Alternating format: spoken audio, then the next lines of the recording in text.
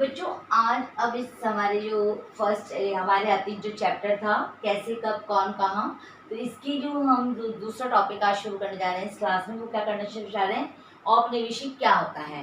तो औपनिवेशिक का क्या होता है बच्चों, देखो आप लोग सब जानते हैं कि हमारा देश जो है वो अंग्रेजों का उपनिवेश कहा था।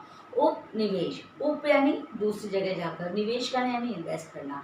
तो अंग्रेज हमारे यहाँ क्यों आए थे, अगर मैं आपसे पूछती हूँ तो आपका सीधा साधा जवाब होता है मैडम वो व्यापार करने के लिए आए थे। वो जब भारत में आए तो उन्होंने यहाँ पर अपनी व्यापारिक एक कंपनी स्थापित करी थी, इसको ईस्ट इंडिया कंपनी के नाम से जाना जाता है। उस ईस्ट इंडिया कंपनी ने पहले तो क्या करा, व्यापार शुरू किया, फिर धीरे धीरे धीरे धीरे उसने हमारा शोषण शुरू कर दिया। वो हमारे सामाजिक जीवन में, हमारे राजनीतिक जीवन में, हमारे आर्थिक जीवन में दीमक की तरह लग गई और हमारे जो भारतीय अर्थव्यवस्था थी, जो भारतीय राजनीति थी, उसको पूरी तरह से चौपट कर दिया। उसने फूट डालो राजा करो की नीति को अपनाया। तो टॉपिक ये नहीं है, टॉपिक ये उपनिवेश क्या होता है। जब कोई एक देश किसी दूसरे देश में व्यापार करने के उद्देश्य से जाता है या अपने साम्राज्य विस्तार को उपनिवेश से जाता है और वहाँ पर कानूनी रूप से कार्य करते हुए धीरे धीरे वहाँ की राजनीति, समाज, धर्म इत्यादि पर अपना प्रभाव छोड़ देता है और एक अपने अनुसार ढाल लेता है, वो उपनिवेशीकरण की प्रक्रिया कहलाती है। तो समझ में आ गया आपको। इसके पश्चात होता है, अब जब हम इतिहास का अध्ययन कर रहे हैं और मैं जैसे कि आपको बता रही हूँ कि आपको ब्रिटिश शासन काल से जुड़ी हुई बातों के बारे में, तो हम 250 साल पुराने इतिहास का अध्ययन कर रहे हैं। तो 250 साल पुराने इतिहास का जब अध्ययन करते हैं तो हमारे इतिहासकारों ने क्या सोचा, तो मैंने इसका टॉपिक लिखा है भारतीय इतिहास के स्रोत, यानी कि हमारे इतिहास को कैसे जाना जाता है। आपकी जो पाठ्य पुस्तक है इसमें टॉपिक दिया हुआ है हम किस तरह जानते हैं, नाम ये दिया है इन्होंने।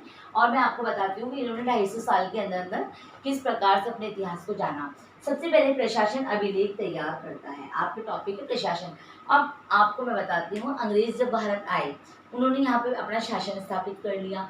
अब अंग्रेजों का मानना था कि कोई भी बात होती है उसको लिख कर रखा जाता है। अभी देखो आपका विद्यालय होता है तो उसके जो नियम कायदे कानून होते हैं या आपको जो होमवर्क दिया जाता है वो आप लोग डायरी में नोटेट करते हैं ना।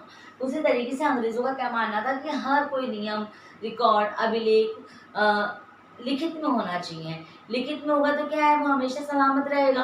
प्लस उसमें वाद विवाद हो सकता है, उसमें सुधार हो सकता है, उसके वर्तमान की आवश्यकता से उसको अटैच किया जा सकता है। तो इन लोगों ने क्या करा, अपने अभिलेख तैयार करे। इन्होंने रिकॉर्ड्स बनाने शुरू कर दिए। रिकॉर्ड, ये खेती का रिकॉर्ड रखते थे, ये राजस्व का रिकॉर्ड रखते थे, या और भी कोई जो सी चीज़ें होती थी, लगान लेते थे उसका रिकॉर्ड रखते थे, कोई घटना होती थी उसका रिकॉर्ड रखते थे, क्योंकि कृषि होती थी, आर्थिक रिकॉर्ड अलग होते थे, इनके राजनीतिक रिकॉर्ड, जनसंख्या रिकॉर्ड, सारे रिकॉर्ड्स यानी अभिलेख बनाने लग गए।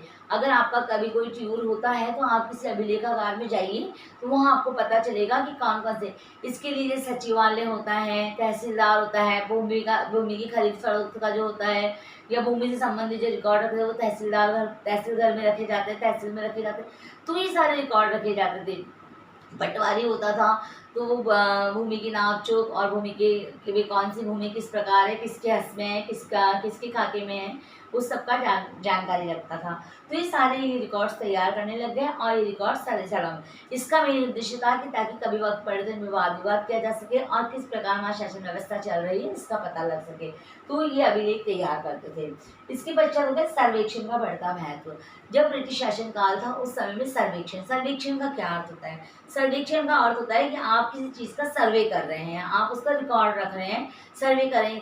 जैसे अभी अपन सोचो खान ढूंढने जाते हैं तो आपको पता है ना, भूतत्ववेत्ता जो होते हैं, भू विज्ञान से जो जुड़े हुए होते हैं, वो लोग जाते हैं वहाँ पे अपने यंत्रों के द्वारा पता करते हैं कि इस जगह पे खान हो सकती है, इस जगह पे जल हो सकता है या तेल का कुआं हो सकता है। इसी प्रकार वो लोग भी क्या करते थे, सर्वेक्षण करते थे। अंग्रेज जब यहाँ पर आए तो उन्होंने हर राज्य में अपने अपने अलग अलग सिद्धांत होते हैं। राज्य में हर राज्य का जलवायु अलग होती है, हर राज्य की मिट्टी अलग होती है, वहाँ की फसल अलग होती है। तो इन सब का भी वो सर्वेक्षण करते थे कि जैसे गुजरात है, गुजरात की मिट्टी कैसी है, वहाँ पे क्या उगता है और क्या वहाँ पे कर सकते हैं, इस तरीके का वो सर्वेक्षण करते। क्यों? क्योंकि वो अपनी जड़ों को बहुत गहराई तक पहुँचाना चाहते थे। अंग्रेज अपनी जड़ों को गहराई तक पहुँचाना चाहते थे और वो हर चीज़ का सर्वेक्षण करते थे ताकि उस जगह की मिट्टी के नमूने वो लेते थे, फिर देखते थे कि उसमें कौन सी फसल उपजा सकते हैं, किस प्रकार वो ज़्यादा से ज़्यादा लाभ प्राप्त कर सकते हैं। इसके पश्चात अधिकृत रिकॉर्ड से आपको क्या पता चला। अब बेटा ये तो अधिकृत रिकॉर्ड हो गए कि ये हमारे पास रिटर्न में हो गए, इनसे क्या पता नहीं चलता। अब देखो जैसे मैं हूँ, है ना, मैं कहीं पे अधिकारी बन गई, सपोज करो मेरे को यहाँ पे प्रशासनिक अभिलेखागार का अधिकारी बना दिया। अब मैं वहाँ गई तो मैं क्या रिकॉर्ड रखना चाह रही हूँ, ये मेरी खुद की रुचि पर, मेरे उस समय की स्थिति पर निर्भर करता है कि मैं उन रिकॉर्ड्स को कैसे रख रही हूँ और क्या कर रही हूँ।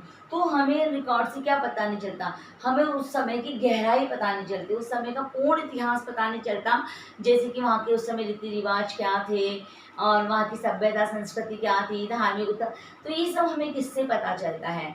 तो ये सब हमें पता चलता है उस समय की जो खोज हुई थी और जो सभ्यताओं की खोज की गई उसके जो रिकॉर्ड्स हैं ना, मैंने बताया था आपको पिछली बार भी कि रेडियो कार्बन विधि से पता चलता है कि सभ्यताएं होती है, भूकंप आता है, बाढ़ आता है, बहुत सी सभ्यताएं तहस नहस हो जाती है, फिर वो पृथ्वी में दब जाती है, फिर जब उनका रिकॉर्ड निकाला जाता है तो वो साक्ष्य निकलते हैं, उसके आधार पर निकाला जाता है कि फलाने फलाने काल में ऐसा होता होगा, सिंधु युग में प्रकृति की पूजा की जाती थी, वैदिक युग में मूर्ति पूजा थी या नहीं थी, उस समय के जेवर कहते थे, क्योंकि वो सब खुदाई में निकलते हैं, है ना। उस समय की मोहरें निकलती हैं, कहीं पे सोने की मोहर निकलती है तो पता लगता है उस समय का आर्थिक युग अच्छा था, और कहीं पत्थर की मोहरें निकलती थी वहाँ पे गरीबी थी। तो इस तरीके से अंदाज लगाया जाता है, एक अभिलेखागार को खाका तैयार किया जाता है।